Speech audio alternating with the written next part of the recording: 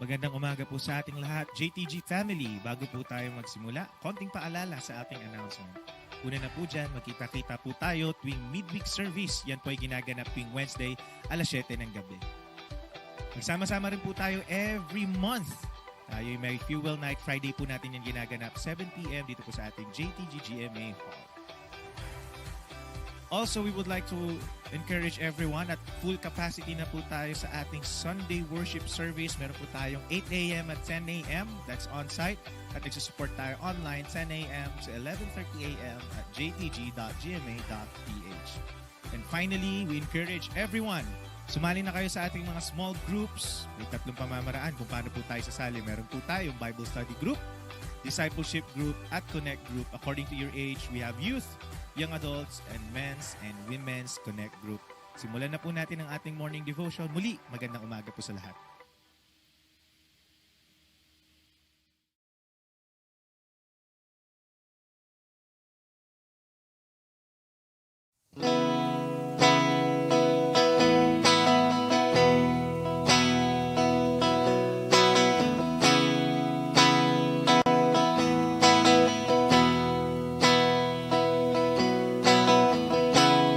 Nothing can separate, even if you run away.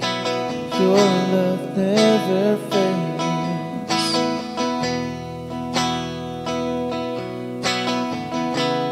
Though I still make mistakes, but you have your mercy for me every day. Your love never fades.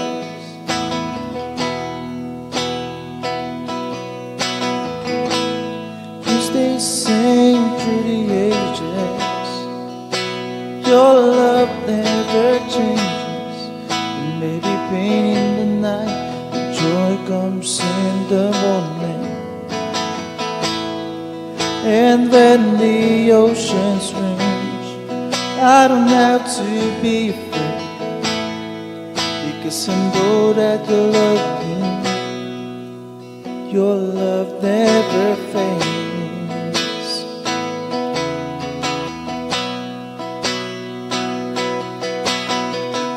Feeling strong and the far asleep, I'm not alone, faith's open sea.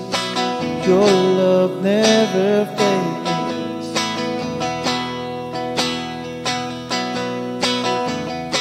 This chasm is far too wide, and every thought of which the other side. Your love never fades.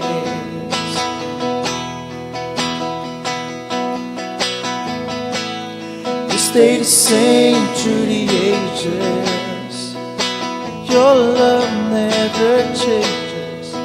Maybe pain in the night, but joy comes in the morning.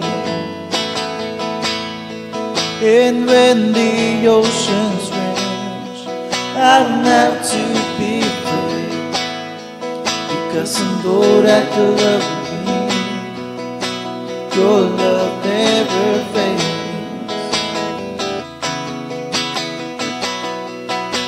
Your love never fades.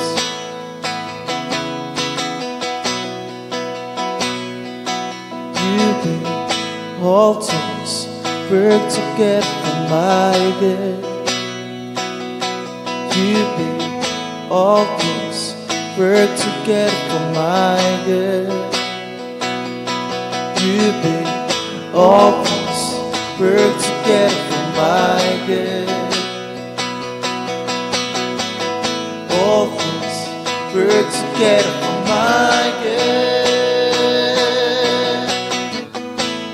You stay the same through the ages.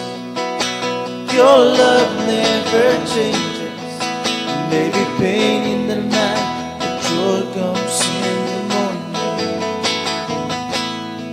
And when the oceans rage, I don't have to be afraid, because I know that you love me.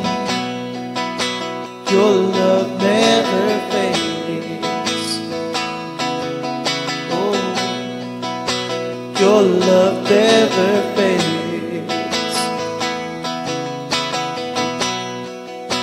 Your love never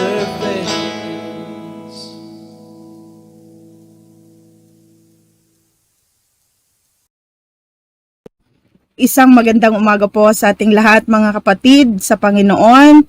Isang araw na naman po na punong-puno ng pagmamahal na ipinagkaloob ng Diyos sa bawat isa sa atin. Tayo pong muli ay mag-aaral ng kanyang mga salita at sa oras na ito tayo po muna ay manalangin. Hallelujah! We give you praise, glory, and honor, O God. Isang karangalan ang makalapit sa iyo, Panginoon, dahil ikaw ay Diyos na makapangyarihan, Diyos na mahabagin, Diyos na mapagmahal, Diyos na lumikha ng lahat ng bagay. Salamat, Panginoon, sa oras na ito, Ama. Patuloy po naming inaanyayahan ang iyong banal na presensya, ang iyong banal na Espiritu, Panginoon, upang kami samahan sa aming pag-aaral na ito, Diyos. Patuloy mo kaming balutan ng iyong banal na dugo, Panginoon. Ibuhos ang iyong karunungan, Panginoon, sa bawat isa sa amin. Patuloy po naming malasahan, patuloy po naming namnamin ang mga salitang nais mong ipabatid sa bawat isa sa amin. Salamat po, O Diyos, sa iyong lahat ng karangalan, kaluwalhatian, pagsambat, pagluwalhati sa pangalan ni Jesus. Amen. Hallelujah. Ang ating pong topic sa umagang ito is the choice to rejoice. What is our choice? Is it to rejoice or to be depressed or be in pain? Okay po. Ang ating text verse po is Philippians 4 verse 4. Alam po nating lahat po ito. So, ito po ang sinasabi po sa verse ng ating pong pag-aaralan. Rejoice in the Lord always, and again, I say rejoice, sa King James Version. So, many Christian believers have these questions in mind. Is it really possible to rejoice always? What does this mean? Are we supposed to go around with a perpetual smile on our face? Is it a sin to feel depressed or sad? Kasalanan po bang maging depressed? Kasalanan po bang maging malungkot? Are we supposed to deny pain or sorrow? Or how can we command a feeling anyway? Paano po natin uutusan ang ating mga nararamdaman, ang ating mga emosyon?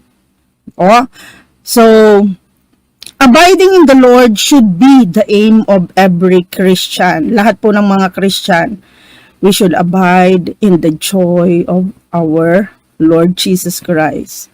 So what does rejoice in the Lord always mean? Ano po ba ang ibig sabihin nito? Number 1, to rejoice in the Lord always does not mean that we will never feel depressed or sad.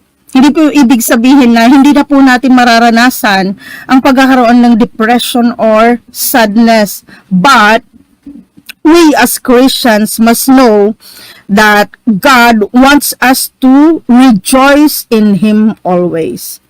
The Bible is realistic and balanced.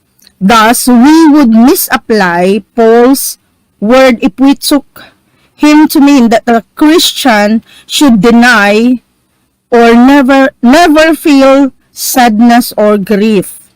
The book of Psalms is very helpful in this regard. Our psalmist David or King David often is overwhelmed with despair and sadness, and he readily acknowledges his feelings to God. Naranasan niya lahat ng mga pagsubok, mga sufferings, mga paghihirap na kanyang nararanasan ay idinudulog niya sa Diyos. So nakaranas din si King David ng kalungkutan, depression, lahat naranasan niya. He never puts on a happy face and denies the intensity of his troubles, but in the process of crying out to God for help and refocusing his thoughts on the Lord and His great mercies, by the end of the day, his mood has changed, even though his circumstances are no different. King David often experiences a flood of God's joy even in the midst of tremendous pain. Thus, to rejoice in the Lord always does not mean that we deny our feelings or that we calmly or cheerfully endure our trials by ignoring how much we hurt. So nakakaranas din po tayo ng kalungkutan bilang mga Kristiyano. And alam po natin na kapag ang mga problema na ating nararanasan, ang mga pagsubok na ating nararanasan ay ating mapagtagumpayan, meron po tayong mga reward galing sa Diyos. Sapagat tayo po ay naniniwala na ang Diyos na ating kinakapitan ay tunay na makapangyarihan. Amen po. Number 2, to rejoice in the Lord always is not primarily a matter of feelings but of obedience. Pagsunod sa kalooban ng Diyos. Philippians 4 verse 4 is a commandment, repeated twice for emphasis so that we will not shrug it off.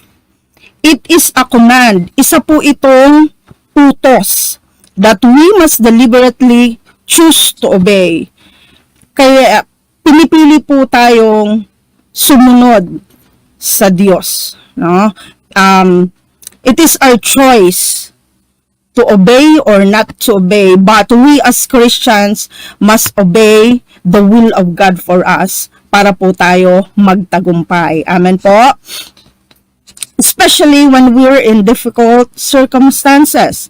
It has to do with our attitude, which depends on our mental focus, which depends on our choice. So, tayo po mismo ang pipili kung ano yung nais nating mapangyari sa ating mga buhay. Na it's our choice to rejoice or to be sad. But God wants us to rejoice in Him. Always. Amen po? So, when we go through trials, when we were treated unfairly, when we're disappointed by people or circumstances, we are faced with a decision. Will we obey this command to rejoice in the Lord, or will we allow ourselves to be swept along by our feelings? So it's our choice to rejoice or stay depressed, but God wants us to rejoice in Him. Amen po. Ayaw ng Diyos na tayo po ay nalulungkot. Ayaw ng Diyos na tayo po ay nalulugmok sa mga problema at pagsubok.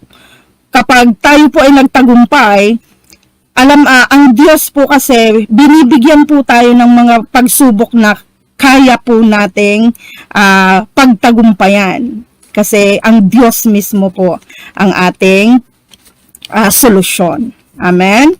Number 3, to rejoice in the Lord always is an attitude of contentment and hope that transcends circumstances.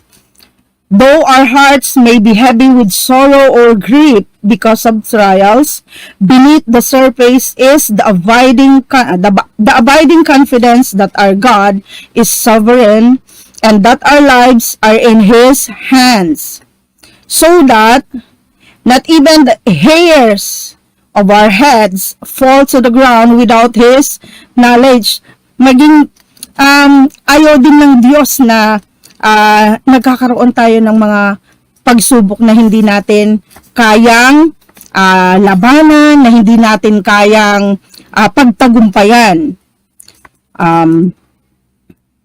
Paul had learned to be content in every situation. Philippians 4 verse 11 to 13. Every situation for Paul included some severe trials. In some cases, where he despaired even of life.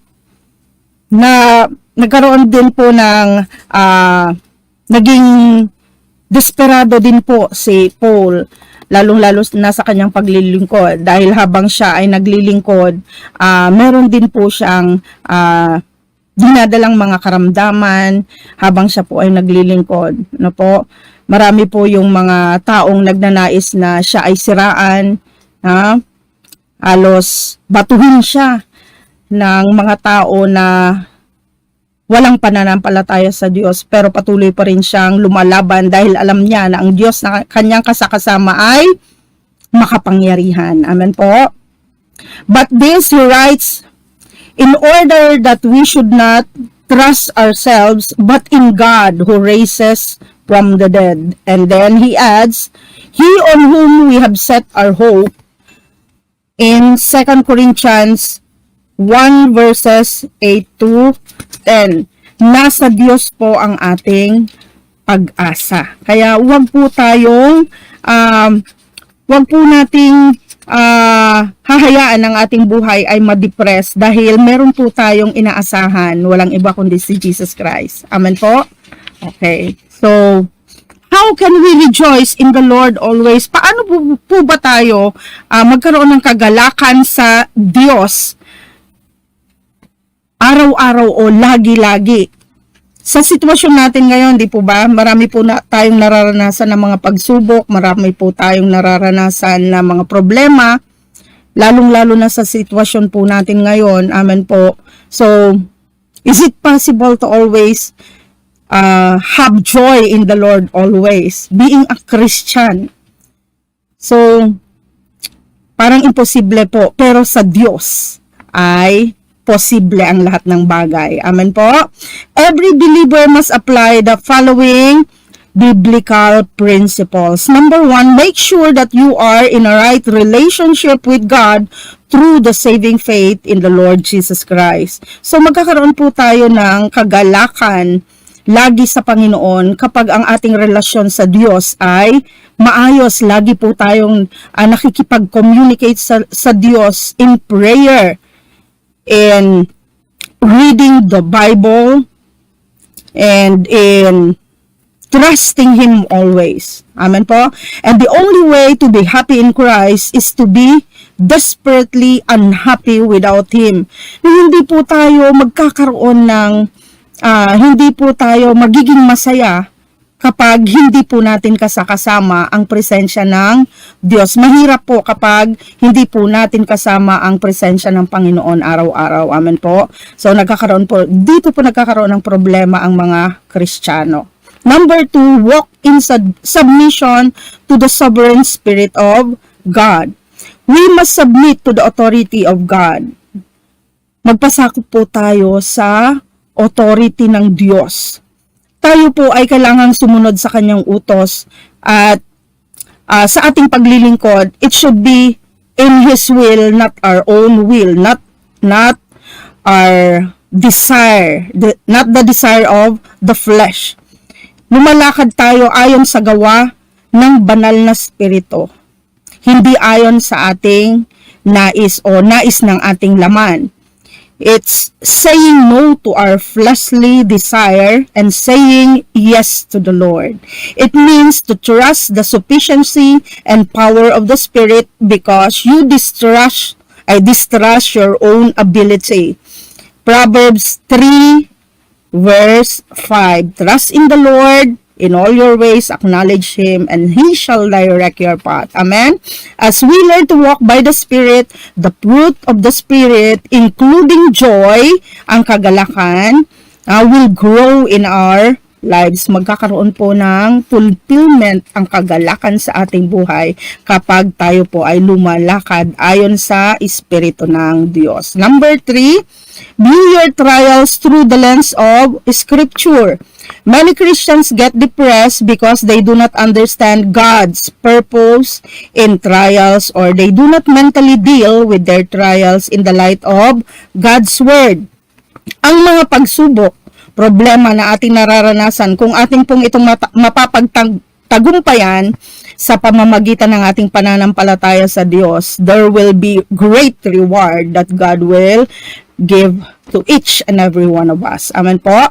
God has great plans for us, plans to prosper us, not to harm us, but to give us hope and a future. Jeremiah 29 verse 11. Number 4, deal properly with relational conflicts. If we have wronged others and have not done all we can to make it right, we will not have joy in the Lord. Kapag po tayo may mga kasamaan ng loob, may mga naging kaaway po tayo, at hindi po tayo nakapaghingi ng tawad, wala po tayong kagalakan. Lalong-lalo na kapag tayo po ay naglilingkod sa Panginoon. So, we must learn to forgive and learn to ask for forgiveness. If we humble ourselves and go to our brother or sister and ask their forgiveness, we will be flooded with God's joy.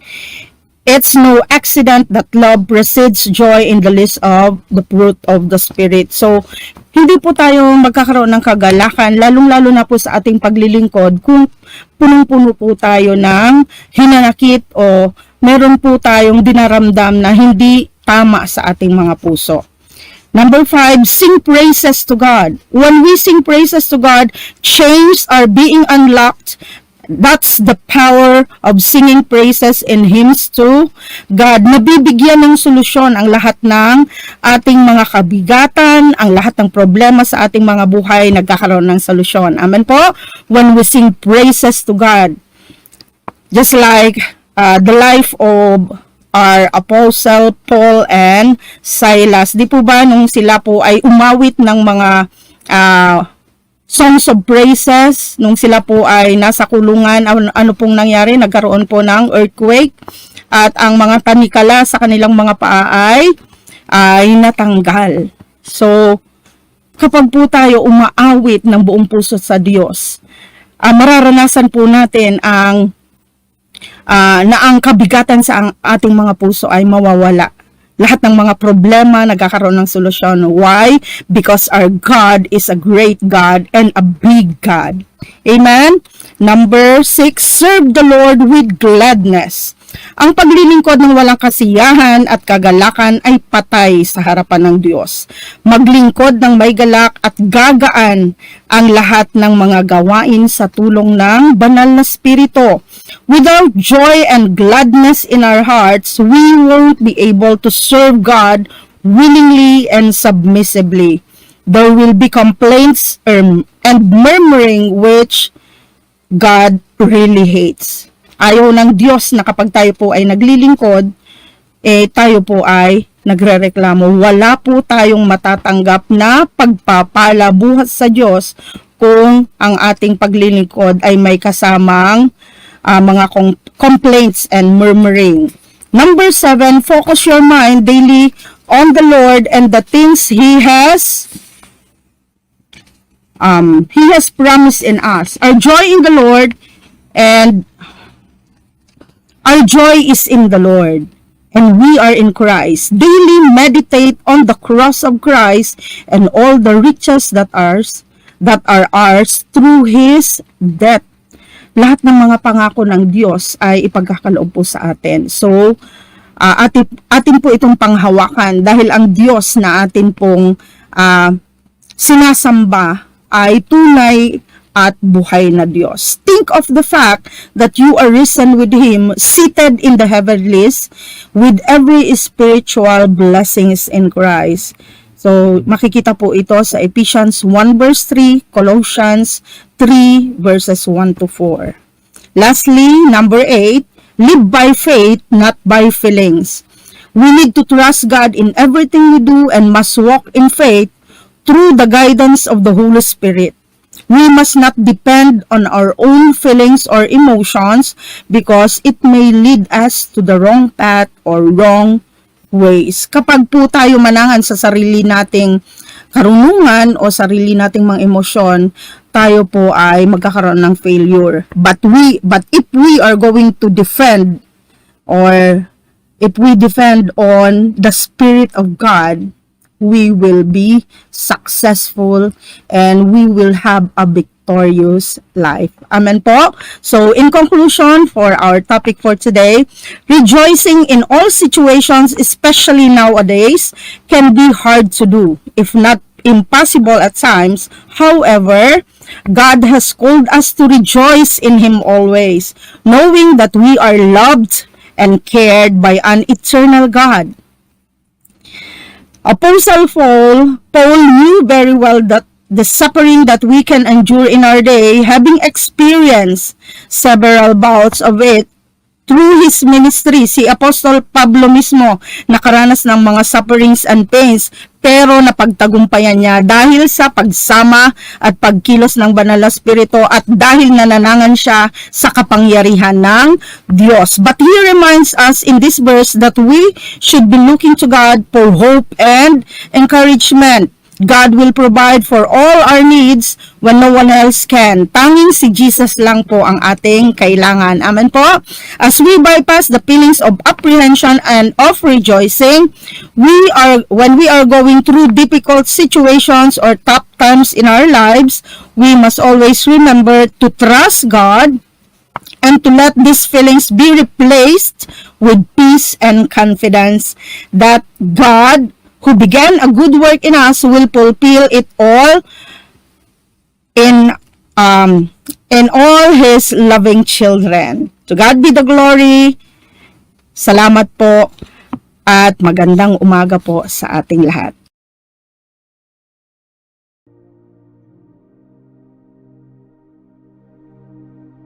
Tayo po'y manalangin, o purihin ka, o Diyos, sambahin ka, dakilain ka, Panginoon, Diyos na banal, makapangyarihan sa lahat, Diyos na punong-puno ng pag-ibig at pagkalinga.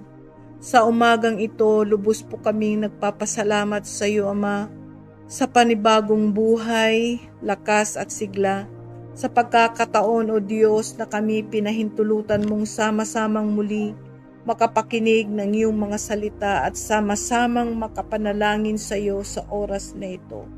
Maraming salamat po sa mensahe mo sa umagang ito. Maraming salamat po sa buhay ng iyong lingkod na ginamit mo na naging channel of your word, O God. Salamat din po sa buhay ng mga anak mo na nakiisa sa morning devotion sa oras na ito. Dalangin ko, O Diyos, na hindi mawalan ng saysay ang lahat ng aming narinig na mga salita mo. Hindi lamang sapat ito, Ama, na aming narinig, kundi maipasapamuhay at maibahagi namin din sa iba. Tulungan mo po kami, Ama, na may sakatuparan ito sa pamamagitan ng iyong banal na Espiritu. Panginoon, nagkakaisa po namin inilalapit sa iyo ang lahat ng mga Kristiyano sa buong mundo. Bagamat kami po ay makasalanan, marupok sa tukso at madalas manghina ang aming pananampalataya. Dalangin namin, Ama, na huwag mo po kaming bibitawan. Nawawag po kayong magsawa, Ama, na kami ay samahan. Panginoon, kailangan ka po namin. Nawa patuloy mo po ibuhos ang pagmamahal at pagpapatawad niyo po sa amin. Ipuin mo po ang buhay ng bawat isa sa amin upang patuloy lumago ang aming buhay espiritual, Ama.